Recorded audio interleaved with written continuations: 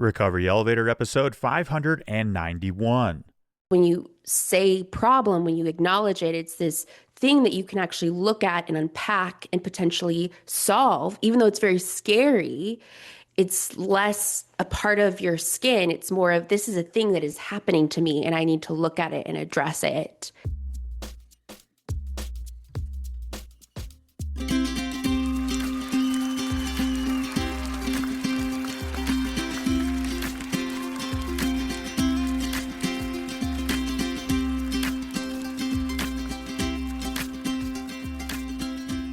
Welcome to the Recovery Elevator Podcast. My name is Paul Churchill, and this is how we quit. On today's podcast, we have Meg. She's 36 years old, from Houston, Texas, and she took her last drink of alcohol on October 22nd, 2020. Fantastic job, Meg. Join us this August 12th to the 16th in Bozeman, Montana for our annual flagship retreat. We've still got spots available. The theme of this retreat: find your people, the ones that make you feel all right, the kind you want to stay up with all night. There's a link in the show notes. Thank you, Robin. I hope to see you there. And now let's hear from a fantastic sponsor, SoberLink. Have you been drinking? It's a question loved ones hate asking, and one that someone in recovery never wants to hear. For the person who's sober, it diminishes the progress they've made. For the one asking, it casts them as the villain. SoberLink makes that conversation unnecessary. SoberLink isn't something you'll find in a store. It's a professional-grade, portable breathalyzer built specifically for alcohol recovery, designed to support accountability while helping rebuild trust with your support network. 3 tests a day, scheduled around your routine. Facial recognition verifies your identity, tamper sensors prevent cheating, and friends and family get your results automatically within seconds. You've done the hard work. Let SoberLink handle the proof. Visit www.soberlink.com/recovery-elevator to sign up and claim your $100 enrollment bonus. That link is in the show notes as well. Okay, let's get started. There are several moments in the day when you have the choice to either turn towards life or away from life. Now, let me give you a real life example of what I'm talking about. I was at a coffee shop, and after the barista gave me my coffee, I went to a table nearby to add creamer. There was someone directly to my left doing the same thing. When I finished, I was about to turn right, which would have given my back to that person, but I paused. I then turned left, which gave the person next to me my chest, my body, my face, and now we're best friends. I'm kidding on that, but stick with me.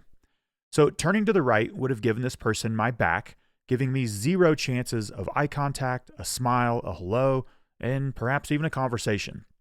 So I turned left and walked out of the coffee shop. Whether you're out in public or at home in the kitchen, do your best to turn towards life, towards your family members, and towards your community. I've been practicing this for a couple of years now, and it's just about automatic, and it seems like a small shift, but remember, it's all the micro moments that make up the whole. And you might be thinking to yourself, okay, Paul, look, man, I'm trying to quit drinking, and you're telling me which way to turn after I put creamer in my coffee? Come on, man. So that's totally fair, but you've heard the opposite of addiction is connection, and we fully buy into that here at Recovery Elevator. Alcohol wants you turning away from people into a more isolated life. If you've been drinking for a while, you can say, yep, that's been my experience. And the whole point of this intro is to find those micro moments or the small moments in the day when you can open up towards life. And maybe you're not hitting your alcohol-free goals with a day count, but you can begin opening up and turning towards life before you quit drinking. And this might seem like a small life action item, but it has the potential to add up to something big. Just imagine there is someone special in that coffee shop who is watching you. You then turn towards the people in the coffee shop and you make eye contact and you're married 2 years later. Well, that's an extreme example, but you get the point. So this is just in general a good rule to live by. And here are some other examples where this can be implemented. At a store checkout, instead of staring at your phone while waiting, make eye contact with the cashier and ask how their day is going and actually listen to the answer. Say you're on a walk or a run Instead of your headphones in, head down, go without headphones and do your best to notice what's around you. Maybe you're in a waiting room at a doctor's office. You're going to see that everyone is on their cell phone. So be the outlier here. People are watching, they will notice you, and maybe there's a chance to make eye contact and connection with another human being. When someone asks, "How are you?" you can turn towards life and give them the honest answer instead of, "Yeah, good. I'm all right. Yep, no, things are going great." And back to the actual turn. You'll find yourself in this situation more than you think. So try to turn towards the people around you and not away from them. Now, let's talk turning away from life. And that would be opening up a bottle containing alcohol, drinking its contents, at least the way we want to drink, and then experiencing the faculties in your brain and body slowing down. You then sink deeper, gravity assisted, further into the couch cushion with the hum and glow of the television becoming an afterthought. That's turning away from life. So the point of this intro again is for you to turn towards life, not away from it. And there are hundreds of opportunities each day to practice this. I hope you all enjoyed this intro. And before we hear from Meg, I want to mention this show is sponsored by BetterHelp. Let's talk how to thrive instead of just surviving this summer. For some, summer is the best season. Barbecues, camping, the sun's out later, the kids are out of school. For others, it can be tough. The kids are out of school. You got to juggle it all. And this can lead to overwhelm, and you're counting down the minutes until the kids are back in school.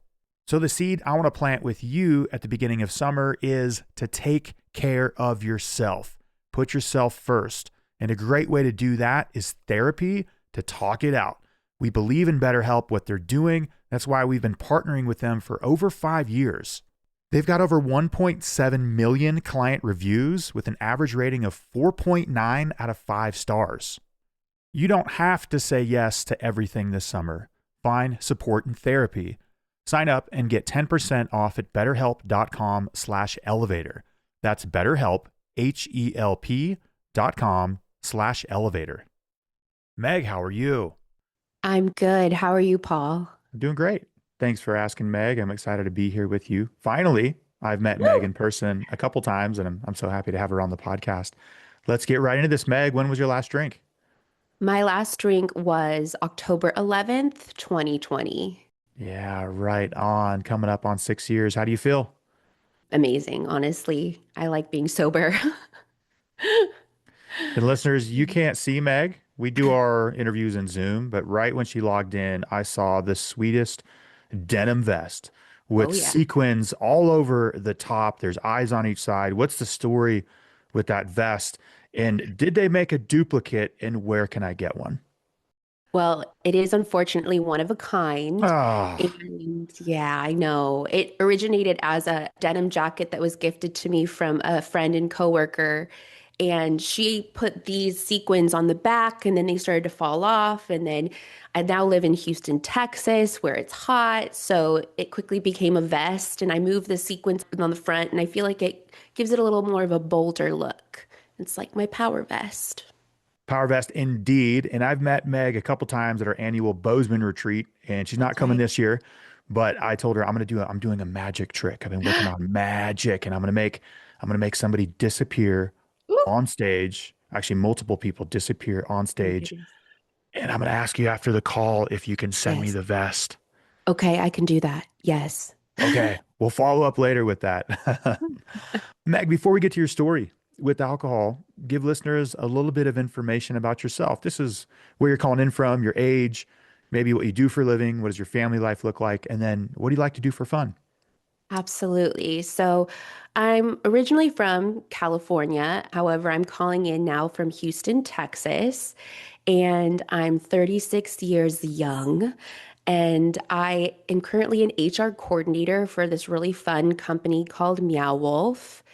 I'm single, though I have a small little family of me and my two cats, Fred and George. And I'm very fortunate because also living in Houston, Texas, is my parents and my brothers with my nieces and nephews. So I have a network of family nearby. For fun, I like to go on walks. I like to do puzzles. One of my most recent endeavors is I moved into a new apartment that needed stuff on the walls. And I also needed a hobby in the afternoon to decompress. And I also have two cats. So I started to do using like blue tack. I started to do the puzzles on the walls physically. So now I have 12 puzzles, different puzzles decorating my apartment. And I'm also a writer. So I write on a blog. And I'm currently writing about the journey that I'm going through right now, which is I was diagnosed with lymphoma and I'm going through a chemo treatment. So because I have words at my disposal, I'm trying to share my journey so anyone else that's going through something as weird and strange and scary as this has maybe a way to articulate all those feelings. Okay, I need to be transparent. I think the first thing I noticed when we logged on was you don't have hair.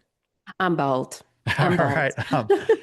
I like I said, I've met Meg in person, and you have this like incredible head of curly hair. Yes. Yes. And but the second thing almost immediately was like, wow, I love that vest. Yeah, so I did notice it. I did, and thank you for Yeah, sharing. I'm sure we'll get more into that in the interview, but we're so for glad to sure. be here with you, and I'm pumped. I'm bummed So too. let's do this, Meg. I'm going to turn it over to you with your story Okay. into and out of a drinking problem. Okay. Well, I didn't really have my first drink until I was 18 years old, almost out of high school. And I pretty much knew, like, within that first drink, that this was some kind of special elixir that was going to allow me to be social and outside of my body, which was feeling very trapped at the time. And it allowed me to be in spaces that I've now discovered I'm very uncomfortable in, loud, ruckus spaces where I don't feel grounded. And like pretty much any, I guess, quote unquote, normal college student, I drank throughout college.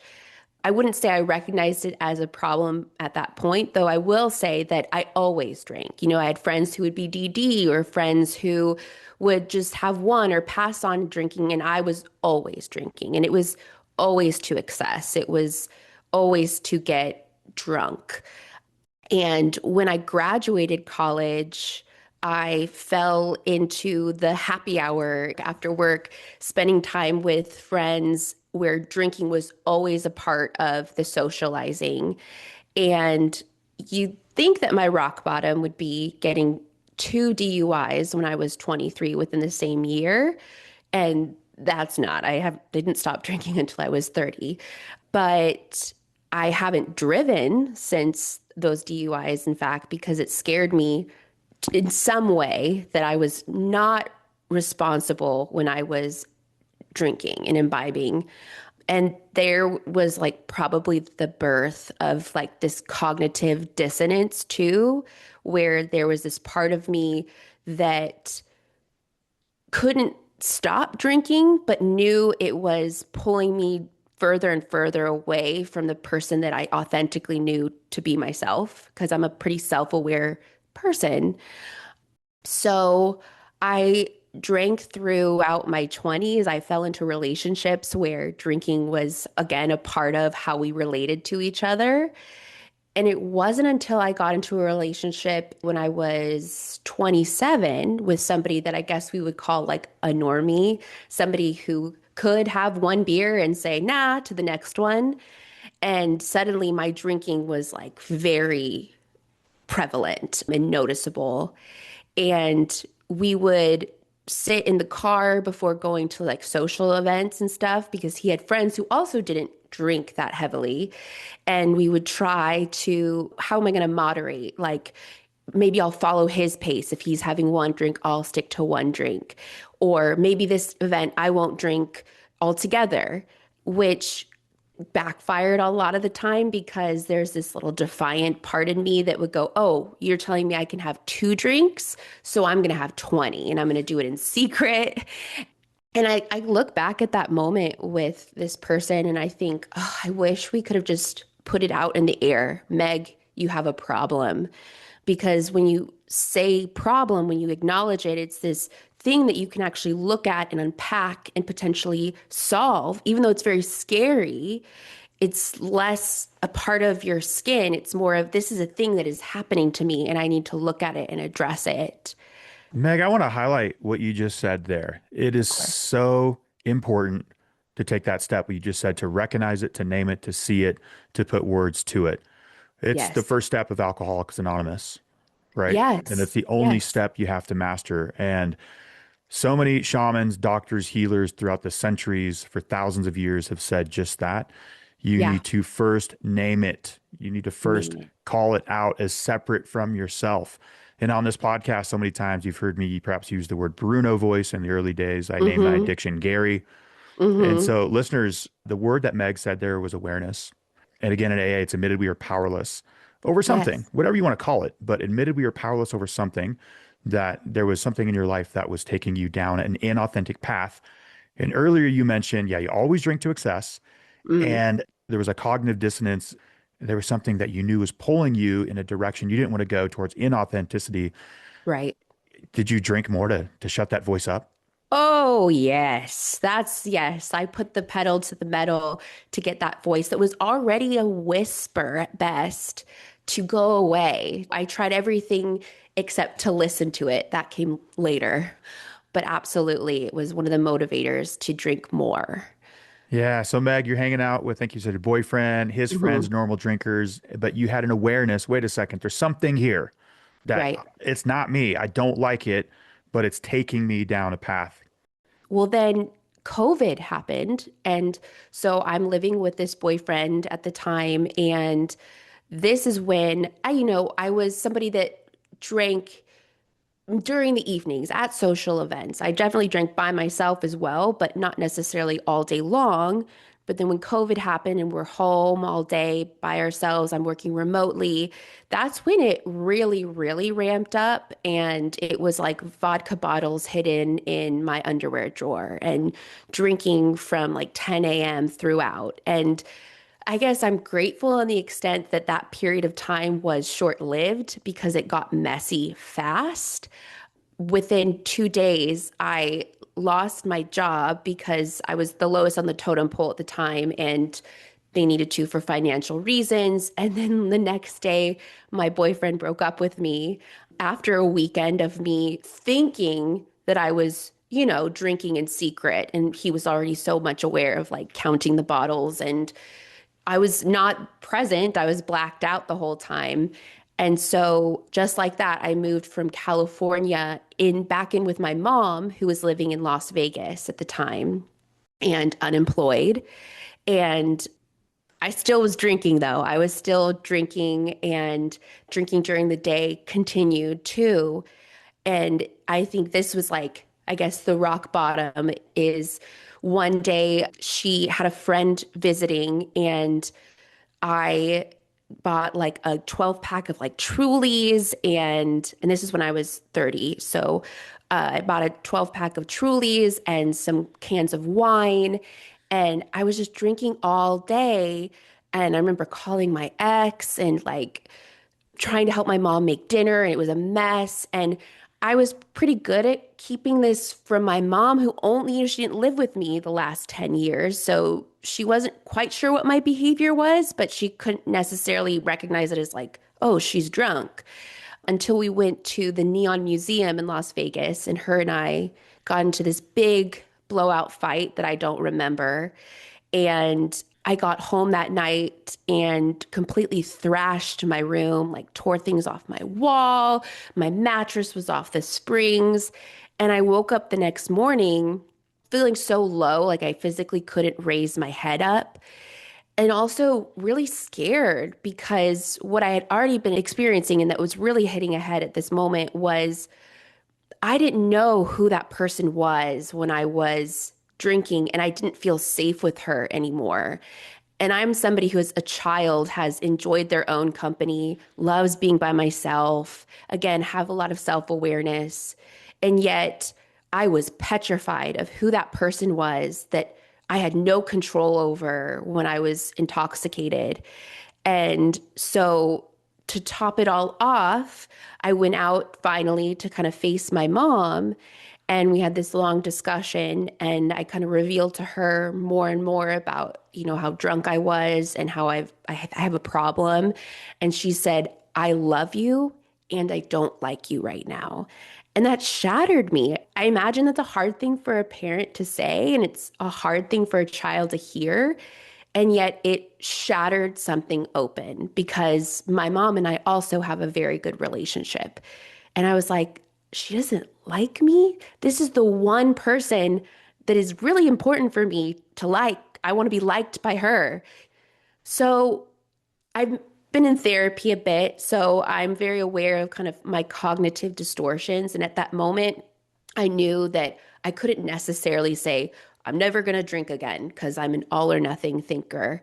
And so I instead was really doing the thing of taking it day by day. And I was also in a very luscious environment to do so because I lived with my mom and stepdad who don't drink, who don't have alcohol in the house. I'm in the literal desert. Like there was nothing else around me during COVID when nobody's out socializing and I was on unemployment. So I had all this time to go on these like fierce walks against the wind, listening to Alicia Keys, talking out loud a lot because I really believe in that too, of like giving voice to things that are going on within us. And it was also a prime time because it was October and I had my 31st birthday at the end of the month. And I decided, again, being cognizant of my brain and how it works, that I was going to say, okay, this is just like I wrote it on my journal. It's Meg's sober, curious scavenger hunt and try to make it something like an experiment. And it was nice because I had my birthday, which I hadn't been sober for in like 10 plus years. And then I had a wedding and Thanksgiving and Christmas and New Year's. With each one of those big events, I kind of well, one thing, I didn't go to Thanksgiving with my family and I didn't go to Christmas either because I had already become aware that that was a little too hard for me within these first tentative months of being sober. And I leaned on family members and friends who either were sober or had like normal drinking behavior and asked them to help hold me accountable. And so I got through these big events, and that got me about to my 90 days. And that's when I think I was reading The Unexpected Joy of Being Sober, and I discovered the Recovery Elevator podcast, and my skin was looking really good. And all of a sudden, it really dawned on me because I was hearing it from all over. I'm doing okay by myself, and I need community and connection.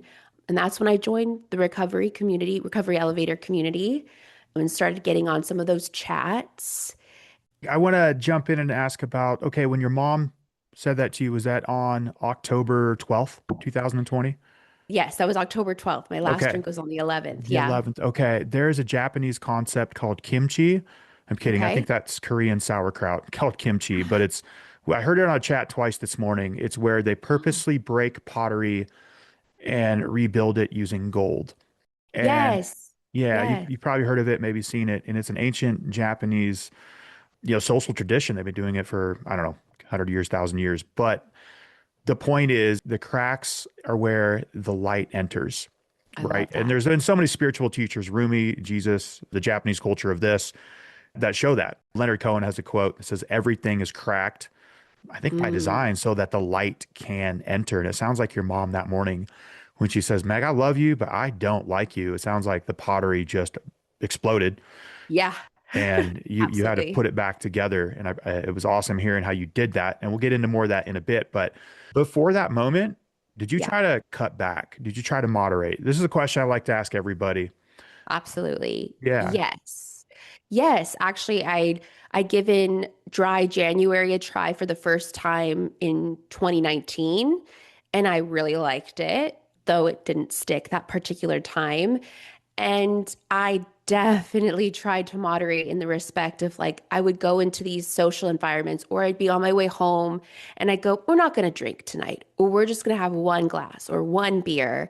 And I'll be honest, my moderation, I was terrible at it. It did not work. And one of the books that I read early on was This Naked Life by Annie Grace that really illuminated to me why moderation doesn't work and how much more I was thinking about drinking when I was trying to moderate versus just a hard no, I don't drink. Listeners, there have been so many data points that have emerged over the last 591 weeks. And I want to ask that question just to drive it home. Yeah. 591 weeks in a row that moderation doesn't work. And Hmm. it's almost a paradigm structure here that, oh, alcohol, I can just moderate. It's pretty tepid. It's actually good for your health. It's not. It's But you flip not. it, it's like, hey, I'm just going to moderately do meth, moderately do it. That stuff like doesn't sound right. It's just like, whoa, Right. that doesn't work. But with the most dangerous drug in the world, alcohol, it's like, yeah, let's moderate. But I do think the moderation phase is important. We all try it because it does what? It says, oh, wait, I have to go down the full path here. It's just not for me. And I want to ask, in COVID, I think Hmm. you said it really sped up some things, right? Oh, definitely. Yeah, and I Yes. bet you're thankful for that. Oh, yes. And that Um, it was so truncated. It was like a really fast drive right into a wall. yeah, yeah, and I think it highlighted the importance of community. We all think we Yes, can go at this alone. I think you said the 90-day mark ish you listened to or you found Recovery Elevator. Thank you so much for listening and being part of of our events. course. When did you really dive into community and how did that change your journey? I think that that was when I went to my first Bozeman retreat, being surrounded by so many sober people or people that you had this moment where you're like, hi, my name is Meg. And then we're talking deep. We're having these deep, beautiful conversations. And I've always been a strong backer of group therapy and how hearing your semblances of your story from somebody else opens up your heart to yourself because you look at the other person across from you and they're not a monster and yet they did blank just as I did blank, so maybe I'm not a monster either. And one of my favorite parts of the Bozeman retreat is the dancing, because I know for myself and I've learned from other people that there's this idea that we're the more fun version of ourselves when we're drunk, or we can't do blank unless we have something to loosen us up. And just getting that memory like physically in my body that I'm like, we are out here wiling out and not a single one of us is drunk. And every laugh that I had, every cry that I had is authentic, which was something that was so lacking and so scarily lacking in my life when I was not sober. It's good to be around people because they reflect the goodness in you when you need it.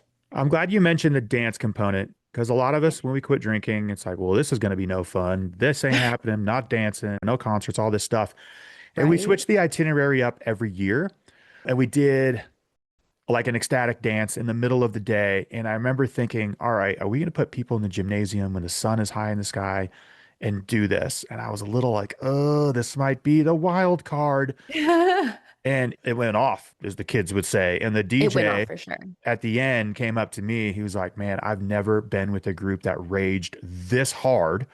And some of his ecstatic dance stuff is normal. There, people are drinking at nighttime. It was crazy. People's shirts were soaked in sweat. Oh, that was one of the things that changed me because to begin with, I danced so hard, I had to take a break to go throw up a little bit, which was All a right. delightful moment to be like, oh, I'm not throwing up because I'm drunk. I'm throwing up because I just danced so hard that my body was like, what? And it changed me too when I left because at the time I was a guest service associate within this really crazy art museum. And noticeably, people are like, wow, you're like really different. Like your body motions are so fluid. And it opened me up to be in my body while dancing versus like when I would drink, it was to get somewhere else so that my body could let loose. And I feel like it brought those two things together. Listeners, I want to encourage you to incorporate dance into your recovery toolkit. And here's the biggest reason why Absolutely. is if you see a dog have an altercation with another dog, it immediately just shakes. Hmm. Ducks do it. I've got goats. I've seen them do it. I'm in my chicken chapter. Chickens do it. They'll like start pecking at each other. They'll walk away and both of them will, ah. just shake the excess energy off, shake that negative energy off. And humans don't. We harbor Mm. everything, we hold on to it. The body keeps the score. Bessel van der Kolk, his book. And dance is so good. A, because it's awesome. It's fun to move, be Yes. creative and expression, and music is so good. But to dance alone or within a group for the sole point of releasing that excess energy, this is like moving your hands into the sky. Yeah. Ah, right? It Yeah. just lets go of all this energy and it's compounded when you do it within a group of people. We're going to miss 100%. you so much this year, but before we move Oh, forward, you said 2027, and you got to focus on your health without a doubt. absolutely. And we're all there Yeah. with you and we support you. Thank But let's you. back it up a bit. Can you cover like year two or year three or year four? Like, were there any themes in there? Was there ever like, and I got this, wasn't that bad? Did you think about going back into drinking? Yeah, so I feel very lucky because I was able to see quite quickly some positive results of not drinking. So, for instance, my career kicked off. I started my career in human resources with this company, Meow Wolf, and every year, so by year two, I was promoted from guest services into HR. From year three, I was asked to help open up the new sites. Year four, I'm asked to help support both sites. My ability to do my job, which was like this conundrum before in my 20s, I was like, I know I'm a capable person. I'm college educated. I'm pretty like good at what I do, and yet I'm flopping and failing and constantly reacting. And then what my year two, three, four, and definitely now until like almost six has shown me is that instead of a reactive person, I'm a proactive person. I'm the person who gets stuff done before my boss even knows to ask for it to get done. So that was really helpful. And I'm a big believer in like journaling again and doing voice memos and speaking it out loud to friends in your community. Whenever I notice these, like, oh, wow, I'm quite good at this, or I'm better at this now that I'm sober, it allows me to recall in my brain and in my body every time I feel like, is this the right route for me? And it's like a resounding yes. Remember your promotion. Remember how good you felt. Remember how like you love mornings. And mostly it started to connect me to a person I had not been around since probably before my preteens, which is the silliest, most imaginative little girl that just came to the surface. And that changed how I related to people. I became this person that I feel like I've always known to like I was going to be, but somebody who just loves being a person and loves having hope and positivity. So, yeah. Meg, how great. You said the inner child, that little girl, has come back to the Hmm. surface. And when we phrase it this way, it like hurts my heart to think that I was poisoning that little kiddo for so long, right? No. And it's not like I'm not saying we illegalize alcohol or whatnot. Drink one for me if you're a normal drinker. But for me, the way I drank, and it was great for a while, but at the end, I was just poisoning that kid. And so Hmm. great to hear you say that how he's come back. And you said sometimes in life you question like, is this the path for me? Oh wait, I've got all these promotions. Has Hmm. sobriety almost simplified life? And I know it has for me because I've had days I'm like, man, what am I doing? And there's a grounding concept in my life. It's like, all right, you're sober, man. Like, let's keep Yeah. going with that. Let's stay that course. And Yeah. how has just being sober changed your life? I've had moments like that too, where I'm like, sobriety right now is the easiest thing in my life, or I'm like, it's the best thing in my life because when I got sober, I had a therapist who put this analogy. She's like, you emptied all of your books on one side of the room and then you put your bookshelf on the other, and you're slowly rebuilding your bookshelf. And so you're taking intentionally one book at a time and putting it in a certain place in the bookshelf. And sometimes you're able to put two books and then it's a month before you're able to put another book. And I like that because that's how I rebuilt my sober life with intention, being specific about the people that I surrounded myself with and building myself a routine and having a morning routine that I love, and how I even articulate like my sobriety. It's like it's something that I wear proudly, and I feel like it's important to talk about because it's one of the hardest things that I've done. And it's also one of the things that has, when making it a priority, has opened up so many other opportunities in my life. And before we hit record, we spoke a bit and you got sober almost 6 years ago for a large challenge that you're facing right now. Almost that you've been training for this. Your body, Yeah. mind, soul knew it was coming down the pipeline. It's like, all right, we have to be mentally and spiritually and physically strong for this. I know you know drinking would not make any of this better. I know it's not an Oh, option, but no. just would you mind sharing a little bit Mhm. for us, how sobriety has come into play with your challenges with cancer? Absolutely. So, yeah, like we were talking about before recording, this journey, getting diagnosed with cancer and the way that my treatment is going is I have 2 weeks where I get to be at home in recovery, and then I go and spend a week in the hospital. And we're going to be doing this iteration 6 times. So I've done 2 of the 6 so far. And with it comes such a range of emotions. I'm a positive person, a silly person by nature. And so, of course, I want to make a joke right away, like about how I washed my hair for this podcast, even though I'm bald. And at the same time, I'm a believer in feeling all our feelings. And I don't know if a year before today, or certainly not when I was not sober, if I would be able to hold all those range of emotions in the way that I am able to now, because my sobriety has given me tools of what to do when things get really sad or when things get really scary, or what to do when I wake up and I feel normal and yet I have this weird mass in my chest that is slowly but surely being destroyed with the chemo. I mean, I'm still figuring this out for myself, but I'm a believer in that this is happening right now because I was ready for it to happen right now. And it's also because I'm so widely connected to people, because in my sobriety, I came out of my shell a lot. It's also given me this community of people to support me through this journey.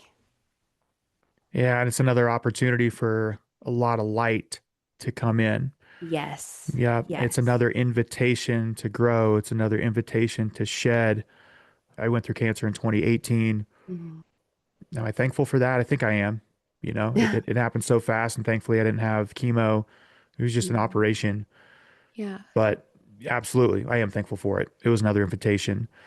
And Hmm. so I don't want to ask the question of like, what's next, right? Because we're not there yet. But what's next, like today? What's next tomorrow? What's next in the next month for you? After this podcast, I better believe I'm going to call my mom and say, I did the podcast. Like I said, I'm going to be going through a little bit of these cycles. And again, I can't help it. I think anyone that knows me believes it, but I'm a very gratitude-centered person. I think I've always been that way, and I think in my sobriety, it's only blossomed and become more tangible, is that even with this chemo treatment that I have, I'm a person of pattern and ritual, and it's like my doctor laid it out for me in a way that I can manage. I get to be at home for 2 weeks. I go back to the hospital where I'm met with some amazing nurses who take care of me.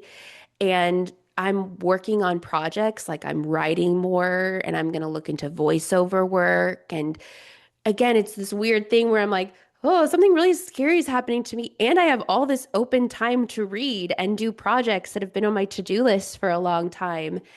And I'm setting my sights on when this all wraps itself up, I'm going to put it in a book. I'm going to send it out there in the universe. It's odd. Again, I've been meaning to start a blog, and I was like, what am I going to write about? What am I going to write about? And then here shows up this.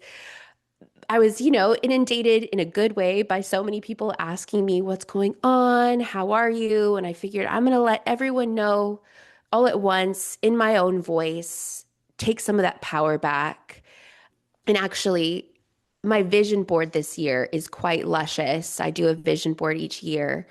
And what was odd was that, not odd, but I wouldn't have anticipated this reaction, was that when I got my diagnosis, I went to the doctor and he's like, we're pretty sure it's lymphoma. We're going to admit you into the hospital. So go ahead and go home and get your stuff together and we'll call you when a bed's ready. And I immediately went home and started cutting out pieces for my vision board, which I had been procrastinating on because I was already fighting back. I was like, I've got things that I want to do. And then I had my vision board from 2025 on my wall and I took all those pieces down. And then I extended the vision board 17 centimeters in each direction because that was the size of the mass in my chest at the start of all this. And so I was like, F you, Cancer. Like, I've got 17 centimeters on each side more of things that I'd like to do and feelings I'd like to have and experiences I'd like to experience. So I'm going to stick to that vision board and see where it takes me through all this. Without a doubt, you're a positive person. And I noticed that within seconds of meeting you for the first time. I just finished reading or listening to Christina Applegate's Mhm. autobiography or memoir. I think it's something Sad Eyes. And she talks about going on Oprah when she had breast cancer and talking about, oh my Mm. gosh, it's an invitation to eat better, to change my life, and all this stuff. And it is, but she said she was lying the whole time because it effing sucked. For Right. sure. And she wished she could go back on and be honest. Be like, yeah, maybe it's an opportunity Mm. for all that stuff. But right now Mm-hmm. I'm in it and it Yeah. sucks. How are you pushing through those emotions? Right. Because yes, the vision board, we're going to get there. But I Yes. imagine there have been some times of like, damn, why Oh me? yeah. It sucks.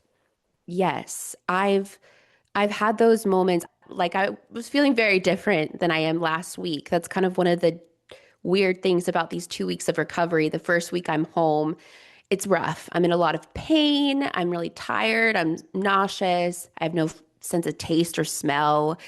And I remember watching, we had to go pick up some prescriptions, and I didn't have the energy to go in there with my mom. And I'm watching people clip through the parking lot to run their normal errands. And I just start crying because I was like, I'd give anything just to be running in there to pick up some OJ or something, instead of a handful of pills. And I did specifically start seeing a therapist again when all of this started because knew that I was going to have moments like this. And sure enough, last week I was in my bed and I'm crying and I'm calling my mom and I have no energy to go outside. And then I'm like, what if this treatment doesn't work? And these are my last couple of months to be outside. Am I wasting it? I went down a rabbit hole. And one of the exercises that my therapist helps me with is one, yeah, it fucking sucks. Like it sucks. You feel terrible.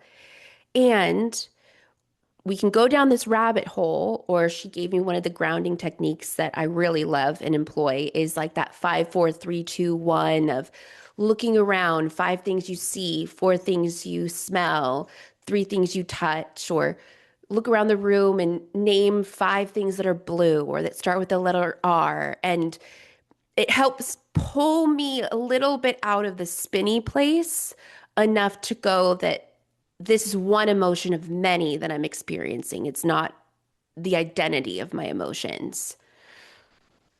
Meg, I didn't hear it. Maybe you were thinking it, but you said, this effing sucks. I need a drink. Like, I didn't hear that. Has that Yeah. thought come through?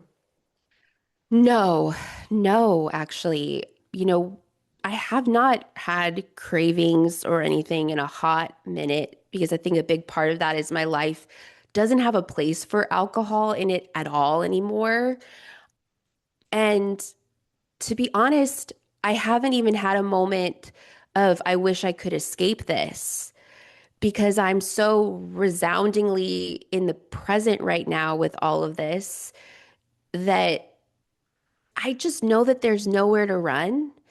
And I also know that, I mean, one of the things that helped me a lot in the early days when I did have not necessarily cravings, but like, oh man, this would be so much easier if I was drunk, or watching other people like with their inhibitions to the wind and be like, oh, if only I had something that could take my inhibitions away at this present moment. I love the playing the tape forward because during my 20s, I gave myself so many experiences of how one drink led to 5 to 10 and how not a lot of them ended in a fun way. Instead, they ended with me throwing up or, waking up the next morning feeling anxious and shameful because I can't remember anything I did or said. And also, my body remembers. The body does keep the score because it's like a visceral, like biley taste that comes up, remembering just the physical pain of being intoxicated and the repercussions after. Listeners, I'm going to ask your help for something right now.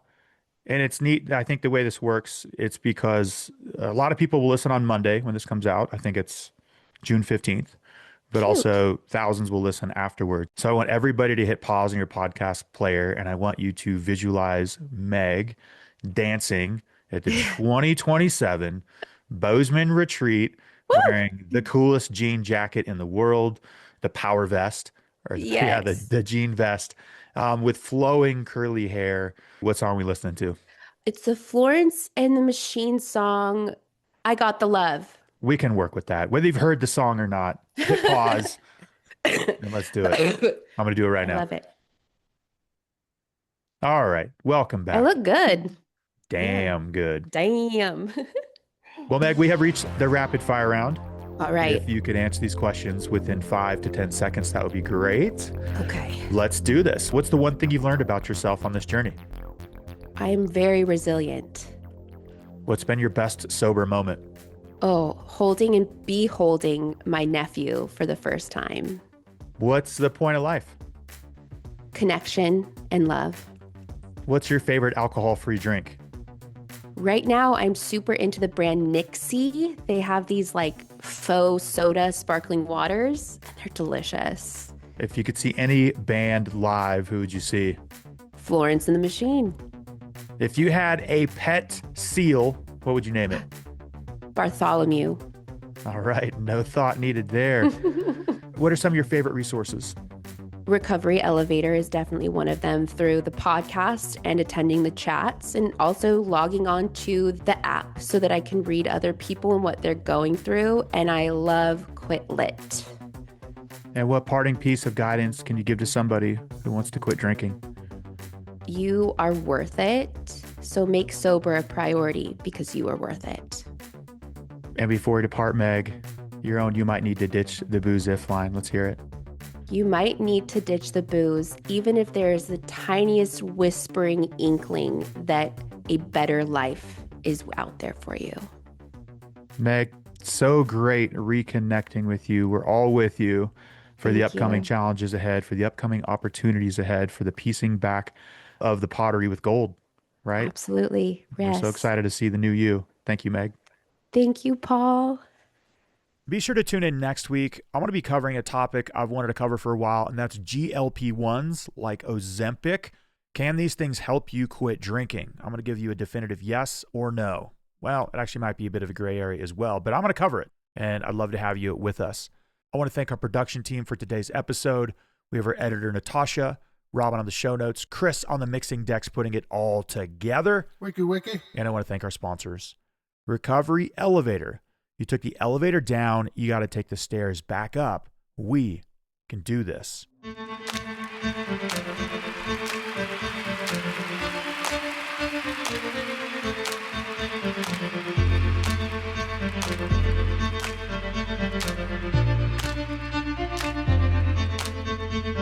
I see you, Saber, I see you, Saber, almighty Saber, I see you, Saber, I see you, Saber, I see you, Saber, almighty Saber, I see you, Saber.